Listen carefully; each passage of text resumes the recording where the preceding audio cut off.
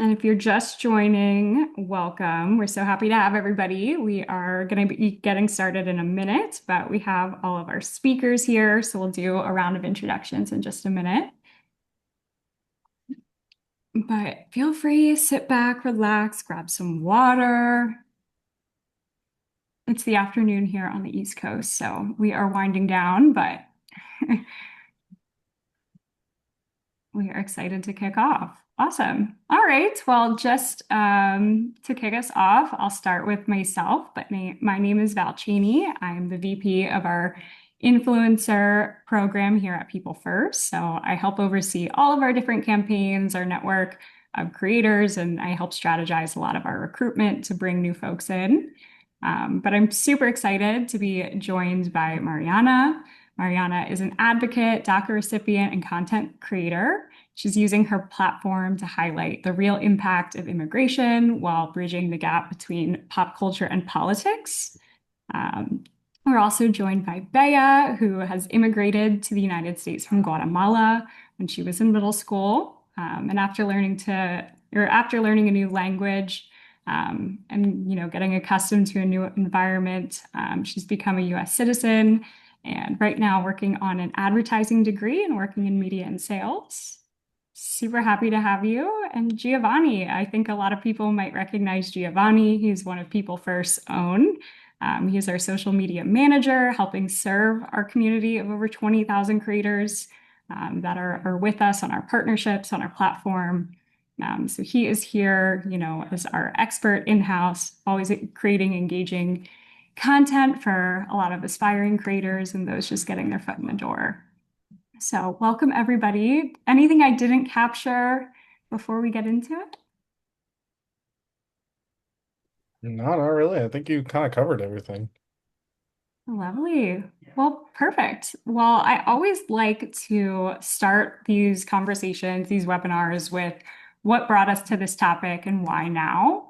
I think this one is relatively straightforward. I think we're all very familiar with the current political and cultural climate and how it relates to topics of immigration right now in this country. So I want to just set the stage, ask a couple of questions, but first, maybe just to get one piece out of the way, I want to talk about your guys' reactions to Bad Bunny's halftime performance. What did you guys think?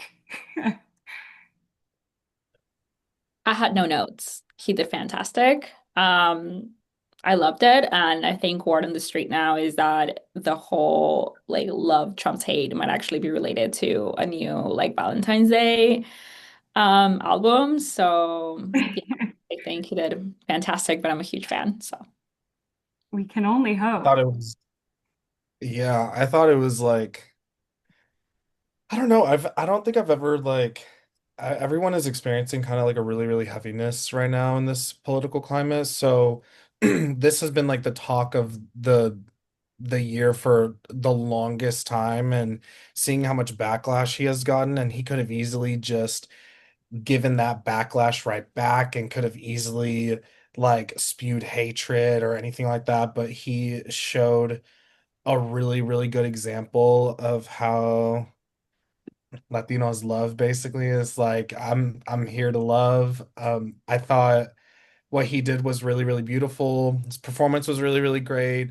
The subtle little representations of the Latino community in there was really, really cool. Like the little boy falling asleep in the wedding chair, or him giving himself a Grammy when he was younger, or even whenever he had his backup dancers kind of like on the power lines dancing, could have been a great representation of how like the government didn't help them out with any electricity when they had their power outage. I just thought it was beautiful, and I did find myself tearing up and like crying a little bit. I don't usually like cry at concerts. I'm not a big crier. I get excited. I'm very much I don't cry when I'm excited, but I think that was the first time that I was like, wow, you could have easily taken the hatred train, but you decided to be the bigger person and be like, we are America because of immigrants and because of us. So,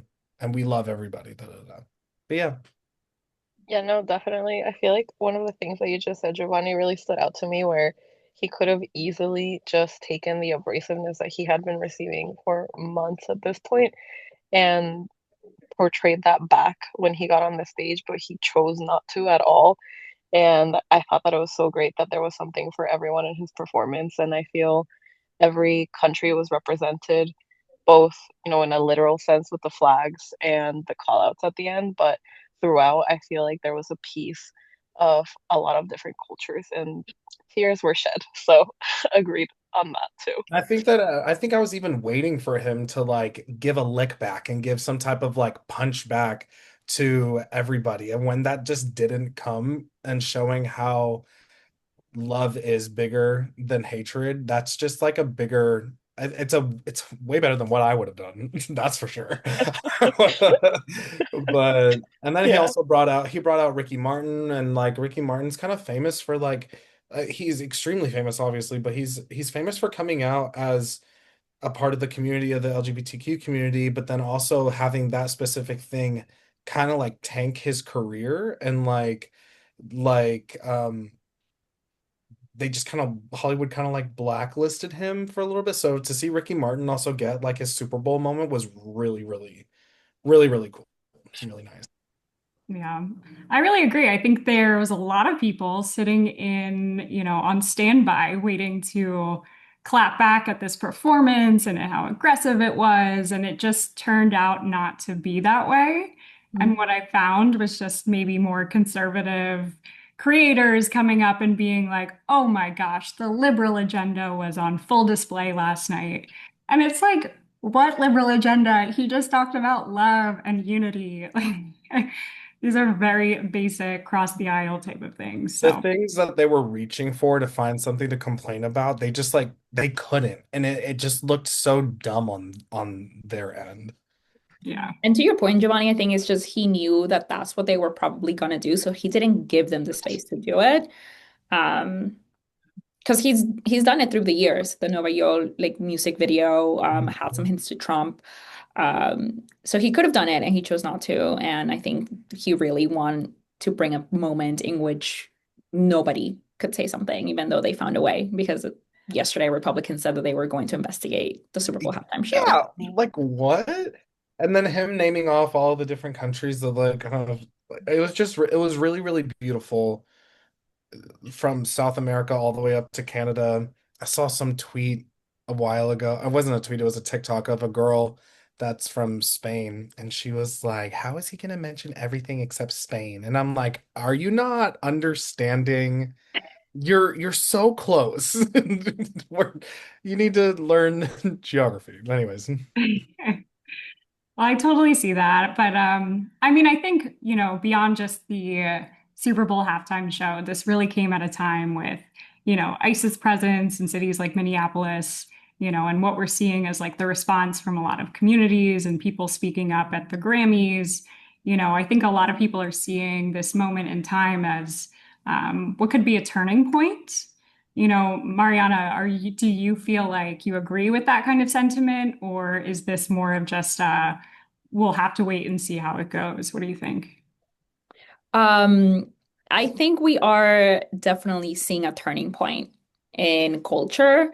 Um, Not just because of Bad Bunny, but I think generally, and there's like two really good examples. There is one creator who I feel like a lot of people have been waiting to speak up, which is Jessica Judith, who is one of the largest content creators. She's typically very non-political. She does a lot of the cultural interviews, the red carpets, Arcangel. She's done Bad Bunny.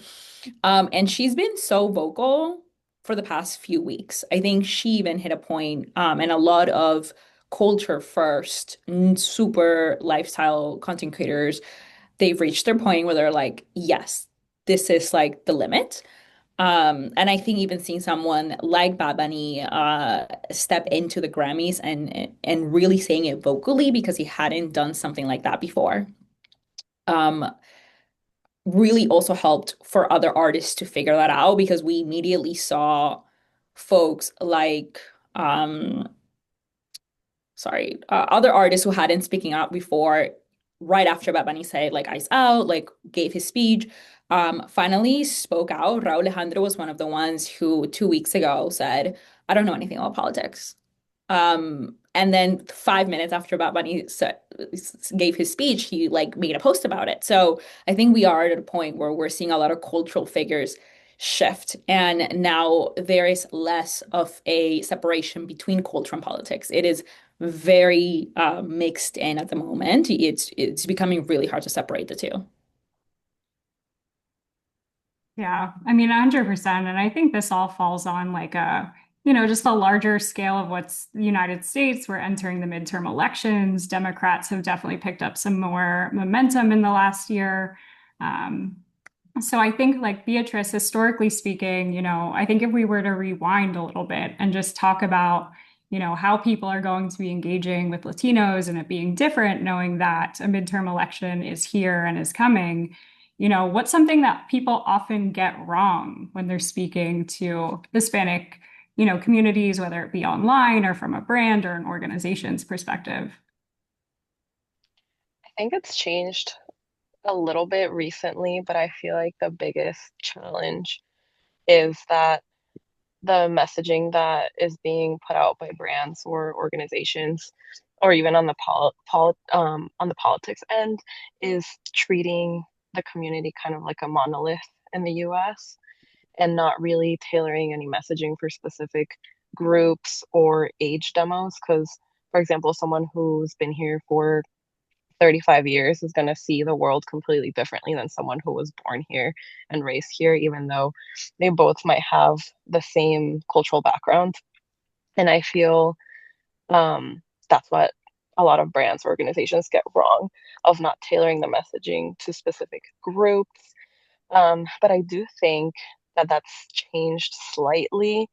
Something that came to mind when you said the point about brands was um, Rare Beauty's recent brand trip, where they tailored the trip a little bit more to Gen Z Latina creators. And even something small like that, while to us it might seem very straightforward and very much common sense, I feel in the brand world at large, it's not. So even things like that, I think, move the needle slightly.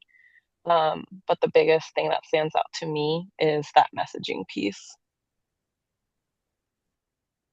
Yeah. And I mean, they're, like you said, I think everybody's, background comes from, what's their immigration story? How long have they been here? How old are they? Things like that. I think really, you know, it varies a lot across the United States and elsewhere. But I mean, from Giovanni, from your perspective, like, are there things or themes that really tend to like carry over, messaging that tends to resonate more with people, despite there being a lot of nuance between, all the different nationalities? I would say really intense family loyalty. My family, unfortunately, was they are a bit more on the Republican side, and having to have conversations with them about, like, hey, so you're Latino. This is why this is bad. And having to see them kind of like get the wires click has been interesting because they think that I'm out, like I'm being some hippie out here, when in reality I'm just like trying to protect my family, and I'm being like a voice because they grew up in a generation where like they couldn't necessarily voice a lot of, I guess, like just a lot of that. They also didn't get the proper education. That's a huge other part of it too. My abuela did not, she didn't get anything above a sixth grade education. So when I'm talking to her specifically about politics, this is the first time she's like hearing about all this stuff. But it also, they come from a generation where like they have a strong work ethic, which is often linked to like the American dream. And it's like a culture and political difference stem from like national origin, generation, and different religious backgrounds, which causes variations in like language and nobility and a mix of conservative views on social issues. It's just like it's a lot, but one thing I might be, I'm very, very outspoken about my politics, especially on my Instagram, like quite literally everywhere.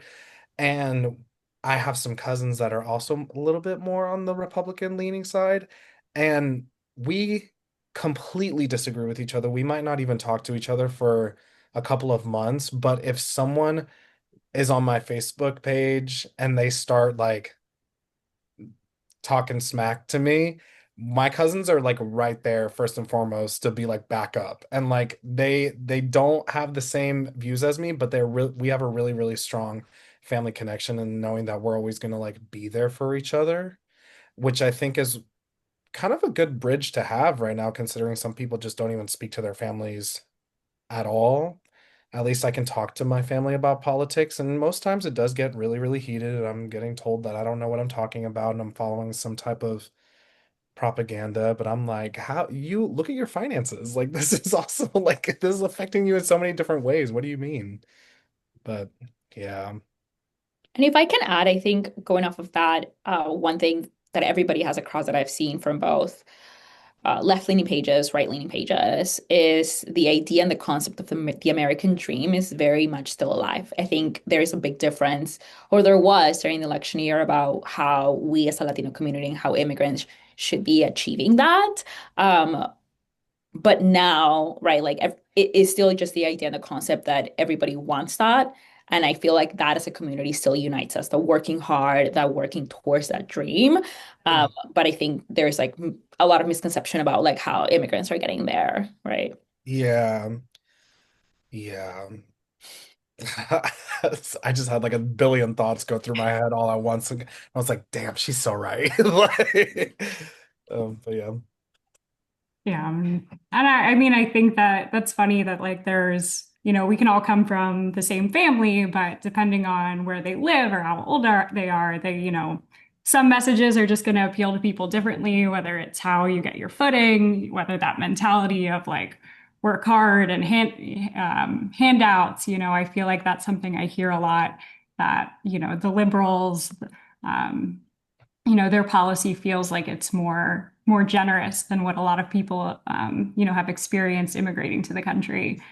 Um, but and with also adding on really, really quick about the whole work ethic thing too is that I will say that like the Latino community is probably one of the most hardworking people I have ever met in my lifetime, and to this day, um I still meet people that are undocumented that are taking like 4 or 5 jobs in like a span of 2 days, and they're waking up at 3 a.m. and they don't get home until maybe midnight or 1 a.m. And I'm just like, that's so inspiring, but also that's just not how it should be at all. You should be able to come here and achieve the American dream, you know?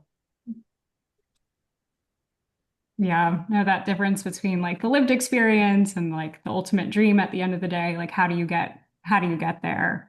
Yeah. Um, and I think one of the things is we're talking about like the diversity and all the different cultures and our upbringings and our lived experience. It's just that in general, I mean, Latin American culture has really, um, impacted the political identity of a lot of Latin Americans. Maybe Mariana, you could speak a bit more to that. Yeah, it's interesting because I just finished having a conversation with my boyfriend about this of like what he considers crime in the US. It's not what crime looks like in Peru. Like Latin American countries are living such a vastly devastating like like reality. Like my brother in Peru gets death threats and they're like very real by like terrorist organizations. The idea of liberty in the United States looks very different than the idea of liberty in Venezuela. And I have a lot of Venezuelan family. I was born and raised in Peru, but the family that raised me here is fully Venezuelan. So I eat hallacas during Christmas. Like I don't know a tamal, like I am eating hallacas. And I think one example of this is what happened with Venezuela. I saw so many progressives content creators lose Latinos as they were talking about Venezuela because they were talking about Venezuela from a US perspective. Like when I asked my cousins how they felt like that night, because we were all awake, um, a lot of them remember being in Venezuela under like US oil. And everybody said, we will take this a million times over what we're currently living. And so that is very different. That doesn't sit right with the what we consider progressive ideals right here in the US, but that's because even when you look in like a hierarchy of needs. Like you can't really want certain progressive ideals if your family is starving, if there is such, again, another levels of corruption that we probably have not seen in the US for decades. When you're getting threatened by the police because like if you speak up, like there is like a different level. And I think it's very interesting when you speak to the Venezuelan community about what happened with Maduro, and then when you speak with progressives, the talking points that a lot of progressives were like hinting at were just a full mist. I actually saw even progressive content creators accidentally share MAGA content because MAGA was appealing more to Latinos who are from Latin America, right? Like immigrants, first gen, than progressives who were talking about more ideal scenarios versus Venezuelans who really just care about saving their families from the hands of the regime, right? Again, like the very basic levels of like a hierarchy of needs were not being met. And so when those, like you don't even know if you're going to be alive going into the streets, the idea of who controls the oil doesn't really matter to them. And I think I've had a lot of conversations with folk about this, and I just don't think people have taken the time to really hear and talk about and really keep that nuance. Because there are things that we want and that we can think to that higher level because our families are not being threatened here, right? Like we want and we can have those ideals. But at the end of the day, when we're talking about it online and when you have a Latino community, you have to be understanding of like who you're talking to. Now, if you have a more progressive community, sure, like you can go off, like go ahead. But if you're talking to Latinos, like you got to understand what their lived experiences are, what their families are going through. And that's going to look very different than what like a white progressive creator is going to talk about on their page. So that's just one example that like I went through in January. A question really quick for Mariana. Whenever Maduro was taken, I'm sure you've talked to a lot of Venezuelans who had a lot of different mixed emotions about everything. What was like, I guess I've never just gotten to ask this question. What was like I guess like the feeling towards that? Because I saw a lot of people that were really, really, wow. Sorry, okay, there she No, goes. it's like- I saw a lot of people that were really, really excited that he was taken, but then I also then being like, yes, like thank God, but then I also saw a lot of people trying to be like, no, this is like kind of bad because the president shouldn't be able to do this. Da, da, da, da. Can you educate me basically and like what the feeling is behind that? Like, is this a good thing? Is this a bad thing? Is this yeah, just a Yeah. quick rundown. It's progress. It's progress, right? So for many, many years, a lot of other Latin American countries, European countries have not helped Venezuela at all. And so this is one of the very few resources help that Venezuela has received. And that was the whole thing that they had cried out to a lot of other Latin American countries, and Latin American countries were like, you're on your own. And Venezuela had gotten to a point where they felt like they needed outside help. The first initial reaction was joy. They're so happy that the idea and the concept of this man being captured was good. Now, I think one point that a lot of folks miss, because again, I feel like people don't really know the history, is that there is a whole other bad person that we're not talking about, and that's like the military lead called Diosdado. The whole point is that Trump didn't change the regime. And so there was like a lot of like, hey, like, let's go all the way, like take out Diosdado, like take out the remaining of the regime. But we as progressives didn't focus on that. We focused on the oil. And I'm not saying we because I don't know what y'all were talking about, but like in generally what I saw online is that people focus on other things, right? But like a lot of Venezuelan people are waiting to see the change in the regime itself. So while there was initial joy, there's also a lot of questions of like what happens next. But I'll say that's like a step forward to them in the right direction. Of course, I have a little bit more liberal news, but with nuance um, of making sure that other heads in the regime are removed. And that's what people are waiting for. Frankly, I don't think Trump's going to do that because that was never the point, because Elsie's still there.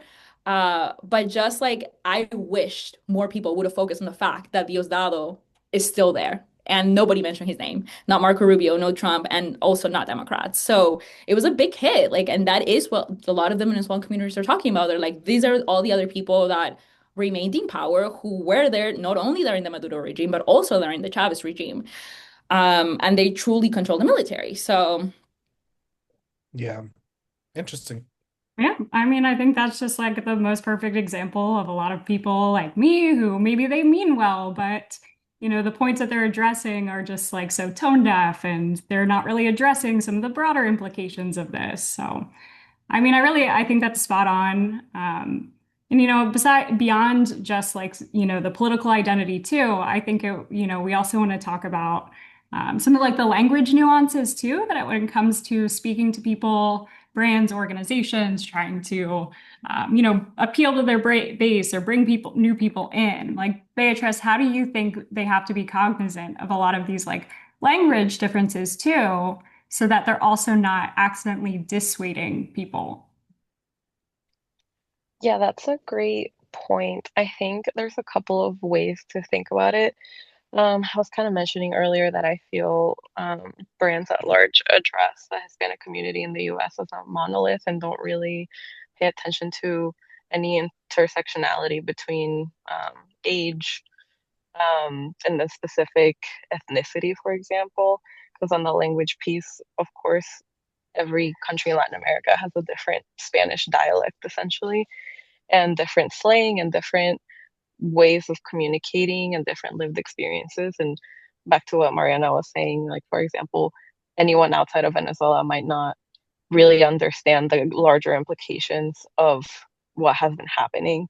And that carries through to the way that brands need to consider speaking to the community because um, someone who isn't in that specific group isn't going to understand exactly how that group is going to receive certain information. So considering the intersectionality is really important from a brand perspective because the way that media buys are structured is that they address the general market and then the general market is split up into gender, age, and then there's the Hispanic market, and then the Hispanic market is just kind of seen like this large bucket.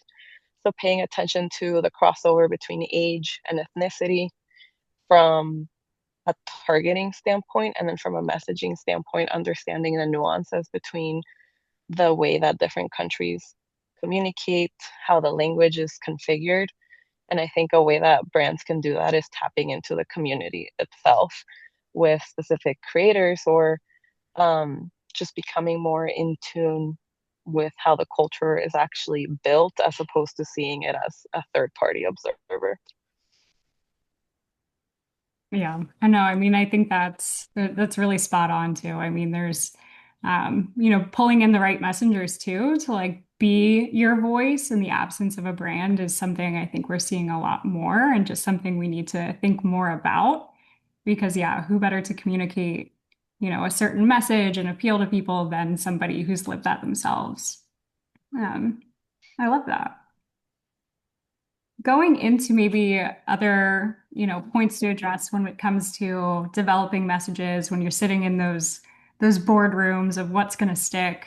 Giovanni, we've talked a lot about this too, but what are your thoughts on like saviorism and how that shows up in messaging? And what would you advise somebody of language and delivery and calls to action that rely a little bit too much on savory messages? What do you think? I feel like I feel like the best example I could think of is Kendall Jenner's famous Pepsi commercial and like how she just like police brutality's done, drink a Pepsi. And I feel like there could have been so many other ways to go about that in the boardroom. And I get it, she's a big public figure and like she could have definitely still been in the commercial, but it would have been um I feel like that the whole saviorism is we people read through it. I think people are done with it. We have enough social media to see how we have all been kind of low-key educated the wrong way, whether it was in middle school or high school, and have been told a lot of different lies and a lot of truths are starting to come out. And I know that for a lot of our generation and the younger generation, people are like, we're done and we're tired of being lied to. And it's really cool to see younger kids walk out of school and protest device and like see how much they just do not care and they just want equality. And I think when conveying a message of that better ensues the language and the cultural differences, I feel like it's as easy as just saying like just educate yourself. Like just a good example of that is the other day again, I was scrolling on TikTok as a social media manager does, and I saw this video of a girl who was very, very dark skinned, beautiful, gorgeous, glowy dark skin, and she was trying out one of Rare Beauty's sticks, and it did not go to the same shade that she was, and she complained about it on TikTok, and then she tried one of Hailey Bieber's brands and she tried it on and it matched her. And which was crazy, but Hailey Bieber reached out to her personally and like sent her a whole entire kit and da da da da. And then afterwards, Selena Gomez personally reached out to her and was like, "I'm so sorry about this. You're so right." And it's just a matter of educating yourself. If you want to put on a commercial that is mainly inspired by the Latino community, maybe go like have someone from your team go to New York and ask the local people, ask like have them be a part of it. I don't know, just get more information. I feel like that's as I think the best. other thing you're talking about too is like when you start having these conversations and you have to start as broad as like educating people and getting everybody on the same page, like the timing of this is like this is a long strategy. This isn't something that you do, 2 weeks ahead of election day, is when you start to put in that work. I think it's taking the time so that everybody, different voices are getting together and there's larger conversations and you're responding to feedback, you're optimizing, you're reiterating a little bit.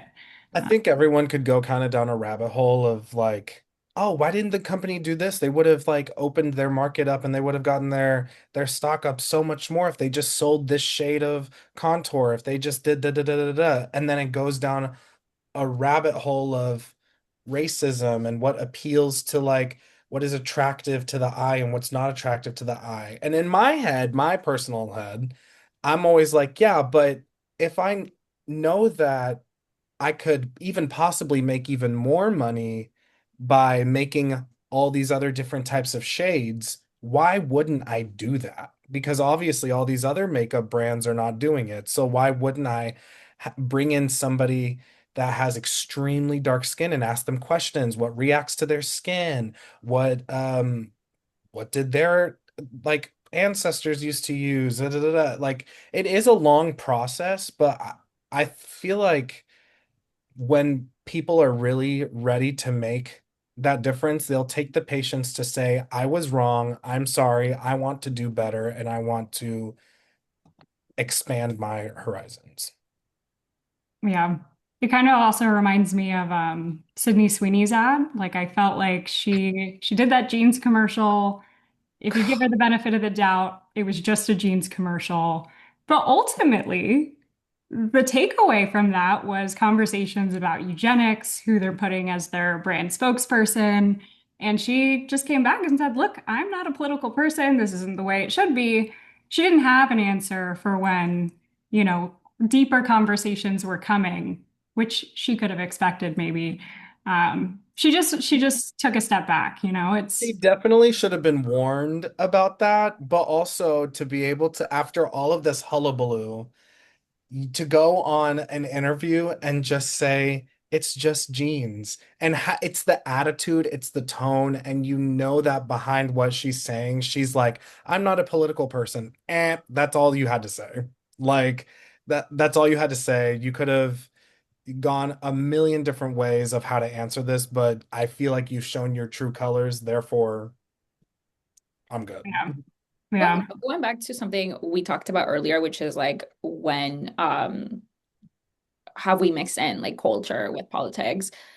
I feel like brands should know moving forward that we're living in a world in which you cannot separate the both. So if you're putting out an ad, you need to be prepared as of how it would be taken politically because everything is being taken politically because we are living in unprecedented times yet again.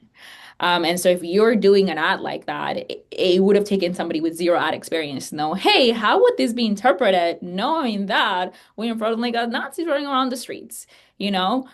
Same with like the Super Bowl. There is a reason why Bad Bunny didn't escalate the situation, right? There is a reason because he knew if he said something, it was gonna start like tremendo like thing, and we were not gonna finish it. So I think brands, creators, like we are in a different 2026 is a different year. Like if you put something out, like there's going to be a culture, like a political lens to the cultural moment. A good example of that is the Super Bowl commercial with the ring, the camera ring ad of like the lost dogs and like the lost cat thing. Do y'all remember that? Yes. Mhm. Yeah. Because And like, yeah. yeah.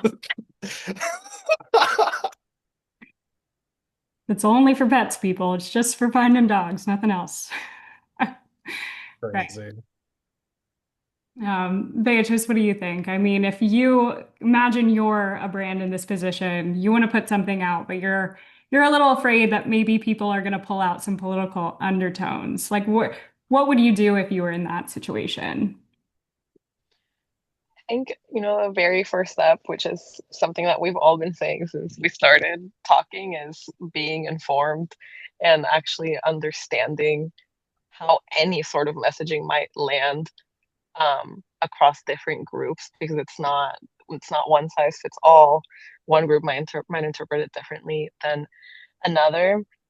And just back to politics and media being just inherently intertwined, the whole point of advertising is to promote a product or service.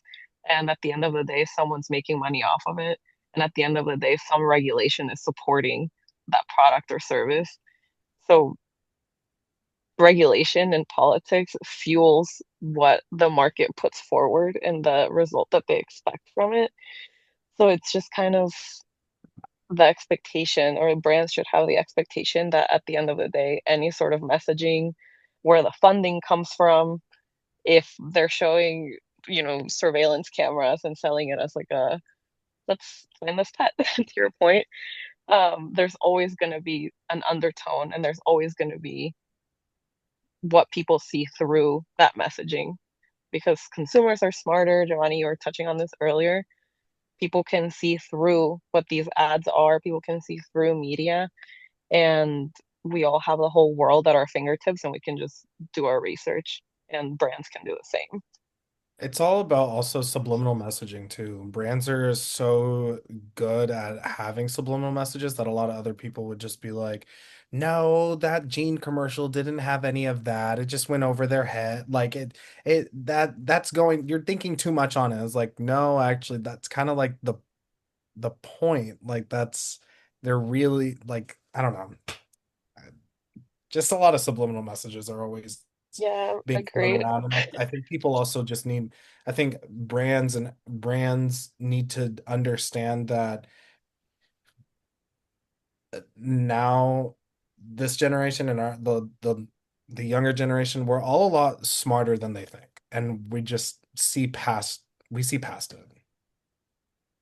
Yeah, definitely. And to that point about the jeans commercial, like, won't be specific, but obviously a certain group might not react to it in that same way, and they're not going to see what the subliminal messaging is, because they've just never had to think about the world in a certain way, whereas a different group is going to see what the message is, And you it's know? just so crazy to think that there are people out there that as soon as you sit down with them and you try to have like a nice, calm, cool, collected conversation and be like, this is why this has this undertone and this is why da da da da. And they get offended by it because they don't want to admit that they're maybe wrong or that they maybe thought of it this way or they're uneducated, da da da da. But that I've had to do that with my own family so many times. Whenever I'm talking about it to them, they get so defensive, and I had to be like, it's okay to like see this now and admit that you might have been wrong or that you might have just not known about it. It is okay because this is why we're having this conversation right now. There's nothing to be embarrassed about. Like you grew up in a time that grew up in a whole other different time period that I just could not imagine living in. But now I'm growing up in a time period that you can't even imagine living in. So like let me help you understand what's going on, you know? Yeah. And I think the mic is also being passed around to new players. I think a lot of the times you see endorsements and even the old fashioned, like, when we would watch Super Bowl commercials 10 years ago, it was celebrity endorsements. That was your spokesperson. I mean, Giovanni, now, how do you feel like the mic is being turned over to different people, and why do you think that is? What do you mean by different people? Just everyday people, micro creators, mid-tier creators, people you're not as Because familiar with in the celebrity capacity. people, uh, I think we're tired of seeing your $10,000 Paris shopping haul. Like I don't want to see that. I want to see a creator, or I want to see someone's rise to fame that is more on the relatable aspect. And I want to see someone show me a recipe that was like, y'all, I had $10 to my name, but this recipe saved me and it actually tasted really, really good. Here's what you do. I don't need the whole polished, I don't know. And I think that certain brands are actually realizing that. I think it's not as many as I'd want it to be, but like certain brands are realizing that these smaller creators have more of an impact because they have a community already of people that trust them and that they actually talk to every day, and they understand what their community is going to um they understand what their community is going to react better to. And that can go for the Latino community because like what better way to understand how your community is working than with the people that you grew up around with or that are following you. Yeah, I think a lot of brands are waking up to the idea of like, oh, I'd rather pay a smaller creator for 5 videos for the same amount of money that I would have paid a macro creator for a 10-second video that doesn't really even have an impact. It might have a million views, but it has literally like 5,000 likes, you Yeah. know? Yeah, I think the messenger is 100% evolving. People are seeing that, you know, different messengers can approach a concept in a way that is so different from how maybe a celebrity feels comfortable doing it. They address for, like the talking about like the platforms and the places where messages are shared. I feel like, yes, it used to be like broadcast television, commercials, cable TV. What do you think now, like in terms of platforms, where should people be active, in ways that maybe didn't even exist a couple of years ago? Yeah, that's yeah, something that's changed a lot, especially in the last 2 or so years. To your point before, it was, broadcast TV, one size fits all. At this time, everyone's going to see this ad, and that was it. But as there have been more people cable cutting and shifting over to a more so like a digital environment when they're consuming media, there's a million and one places where people scroll, stream, shop, etc. So from my point of view, there's a couple of channels on the digital side. CTV is one of the primary ways to reach anyone, really. Could you And there's explain CTV just for yes, those who aren't definitely. as familiar? Um, yeah, for sure. CTV stands for connected TV, meaning anything that you can stream. So, like a streaming app. So, essentially, what has now become like the world of streaming that used to be just cable, but now lives in the subscription model or with an ad supported model. So, anything that's like a Netflix, an HBO, a Tubi, anything like that falls under that category.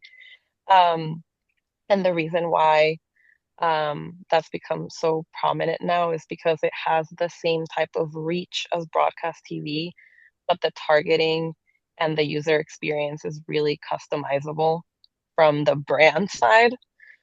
And you can be really hyper specific about the type of people that you want to reach. And for the Hispanic or Latino communities in particular, that's really important because messaging can be customized depending on who is watching on the other end. So I think that's one. Um, and then on the social end, I think we were talking about this earlier, but um, I think WhatsApp is a really huge channel, and that's been more so on the rise in the US. But um, within the Hispanic and Latino community and in Latin America in general. It's a huge source to disseminate information and just connect with people.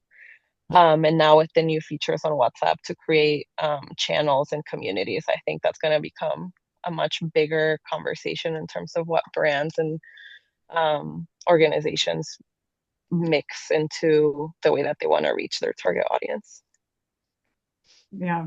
No, I've been seeing, like WhatsApp is a really interesting one. I think even Instagram, like their broadcast feature to kind of put people all in the same group and just hear announcements, resources, activities, it's just becoming so much more mainstream. Super creative way to like reach people in, something that's just not as traditional or what feels maybe more old-fashioned. Um, but also, I mean, Mariana, any other kind of like final thoughts here, the keys to success? You want to move somebody from just hearing about an issue to actually taking action towards it. What do you think it like boils down to get people to take that next step?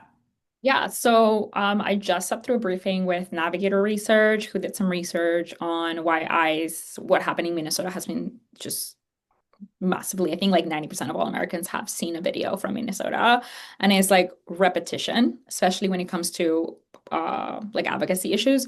Repetition is key. And I feel like a lot of creators, like if a large creator covers something, oftentimes like a smaller creator may feel like, oh, like other creators already like posted, why should I? And the truth is like you need viewers to see something from like 5 to 7 to 11 times before somebody actually takes action. It's the same way that if I see a coach person my like ad, like I'm gonna pass, but then when I see it for the seventh time, I'm gonna be like, you know what, it's time to purchase that purse. So I think we are losing in like volume. In 2024, we lost largely due to volume. Um, Unfortunately, the other side has been doing this for a lot longer than we have, from way before like Democrats and progressives knew and talked about creators. Especially in the Latino community. Like a lot of the MAGA influencers were like Venezuelan Cubans for like many, many years. And it really resonates with how that community is shaping up to be politically right now. So I think like repetition, like not shying away from talking about an issue, even if you feel like everybody has talked about it. Like 90% of folks in America saw something related to Minnesota because content creators shared that video of Alex and of Renee so much. And that same research, which I'm happy to send to you so that you can send to folks, found that actually seeing the video and seeing photos is what moved people on the issue. And so there's was like repetition and like showcasing and not shying away from talking about something just because you saw somebody else talk about is like what will get people to actually change their minds to make that call and to like sign up for that letter. That's why so many of those people say that like they don't want to see all the pictures of like the shootings and like the ICE brutality, because ignorance is bliss. But the minute that they see something happening, it actually like it just you're seeing it with your own eyes, these people getting tormented and tortured. So of course I would hope you have a heart to just change your mindset on all that. So that actually does make a lot of sense. That was Marissa. Well, thank you guys so much. Now I'm paying attention to also The um, questions. our Q&A coming in. So I want to spend a little bit of time going through a couple of questions. Um, Giovanni, this one is for you. How have recent political events, such as the killing of Alex Preddy, influenced or reshaped your family's views on politics, if at all? Um, it has helped it's helped a little. Um, I mainly talk to my mom about these types of political things because she is also one of those people that's like ignorance is bliss and she doesn't want to see anything. So I will send her the tweets of all of any type of police brutality or ICE brutality, and I'll show her, as in recent events have been happening. I'll show her the files. I'll show her anything that I can to just like help her grasp more of an understanding of like what's happening in the world. And it she's a very, very emotional person, which is a blessing and a curse. But I do think that a lot of it is very, very heavy. You know, she's about, how old is she? She's maybe like 59, 58, something like that. So she's also having these realizations that all these years she's been lied to, all these years she's just hasn't seen exactly the ways that people can actually help. And it's a lot of emotional impact on her. But it's also been way for the better. She was somebody who was a little bit more on the homophobic side, and then I came out. We had our little tiff. I educated her on a lot of things, and now she's definitely the type to, you know, she's a mom. She'll jump on somebody if she needs to. But it's helped out a lot. It's slow, but it's helped out a lot. Yeah. Yeah, hard to imagine it would change overnight, but I think just the consistency, repetition, it's definitely, causing something, personal They relationship. also come from an extremely religious background, so they love to hit the scripture, but if you're somebody like me that was also raised in a religious background, you also know the scriptures that can counter exactly what they're saying, or you can even try to relate it to whatever worldly problems are going on and be like, okay, so a classic one is, so do you believe you're going to hell if you wore two types of tweed? Come on. Like, but yeah, repetition for sure. Yeah. Mariana, I think this actually goes back to, I think one of the, or what you were explaining. But is there anything progressive creators and organizations can learn from some of the MAGA crowd, the conservative influencers? Anything we can take from their game and use it to our advantage? Yeah, I think we're seeing it now. I today, like January, February 2026, I don't think that they are winning the messaging game. I think we finally have taken it back after a lot of hurt from our community because people are seeing the thing. Um, and we are now taking and owning those cultural moments. We own the Grammys, we own the Super Bowl. Like people, we are proudly doing it. I think Democrats should dive into that, right? Like Sorum Mandani winning was became a cultural moment. Like it's political. When has a mayoral race gathered that much attention?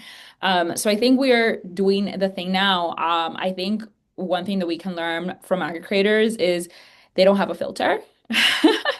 They've been saying very crazy things for a very long time because I feel like on the left, folks need to message test and they're like going to do all of the things and then go through a lab and then find this like sentence that they think is going to work, but it was created in a lab and we are not lab rats, we're people.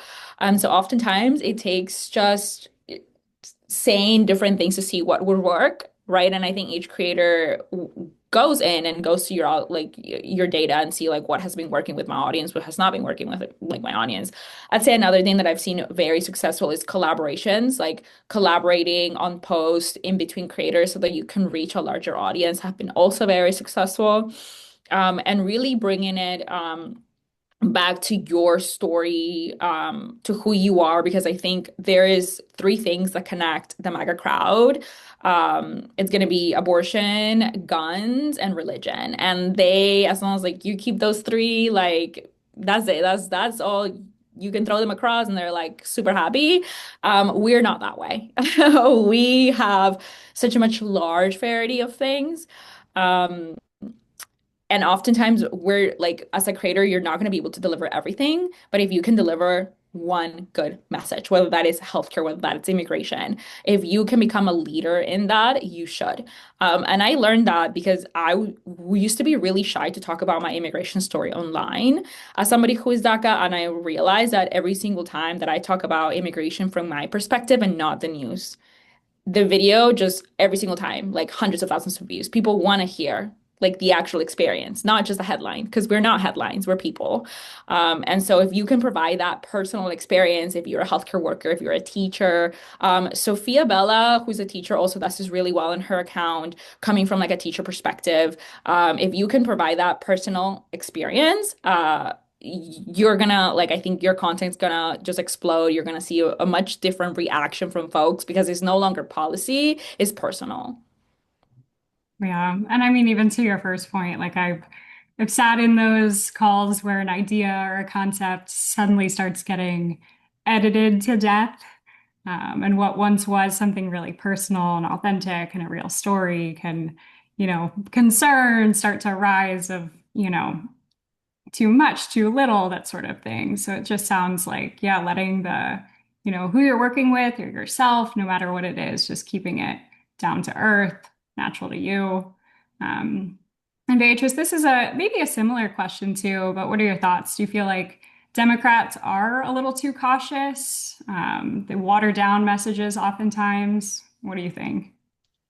The biggest thing that stands out to me, and Mariana, you talked about this, and I think you're so right that on the right, the message is so simple and it might have up to 3 points. Whereas on the other end, there are so many different directions that we want to take content or messaging, and there are so many things that we want to see changed, so many things that we want to see done. And sometimes it's difficult to bring that all together into one unified message. And I think it might have something to do with being too cautious in a way. But I also think it's more, to me, it's more so um, just kind of not having a specific direction or a unified umbrella to package all the messaging in that the right might have. And in terms of the being too cautious aspect, I think in a way, because of that diversity and all the different layers and all the things that we want to see get done, be said, etc. Um, there's that hesitation that, or at least in my opinion, that there's going to be some sort of alienation within that base because of all the different layers to the messaging. So I think it's a very nuanced conversation. Definitely depends, but I think at the end of the day, yeah, the simplicity is really important. Yeah. I also think that a lot of times previously there was a lot of people that were too scared to say something and to be bold because they didn't want to seem like the aggressor and they didn't want to seem like they were the problem. Whereas like now, I'm very happy to see a lot of people very outspoken about their stories, about their immigration story or their stories of educating me on what America was built on and da da da da da. And like I feel like people were just so scared to be put in a box and I don't know, they were scared of backlash. But if anything, we do need to be a little bit more aggressive with it. Not obviously not like in the way that they are, but like we need to be I feel like we need to push and be a little bit more loud and proud about what we stand for. And also having those points, those like 3 points would help out a lot, but there's a lot of things to fix. So it's hard to just choose three for now. Yeah, exactly. Like there's just so much. It's so much. But yeah. Well, I think it's spot on. I think having overly dense, overly polished messages aren't really getting anyone too far. So, with that, I mean, there's so many amazing takeaways from this conversation. I want to be careful with everybody's time. We know everybody's so busy, and we are so grateful for everybody that turns out to take an hour out of your day just to get together with us. So, for all three of you guys, Mariana, Beatrice, Giovanni, thank you guys. We're going to be sharing out a recording of this in case there's anybody here that couldn't make it. And we look forward to seeing everybody on our next one. Thank you Thank so you much for so having me. much. You guys, Thank you. Take care. wonderful. Take care, everybody. We'll see you soon. Thanks, everybody. Have a good rest of your afternoon. Talk soon.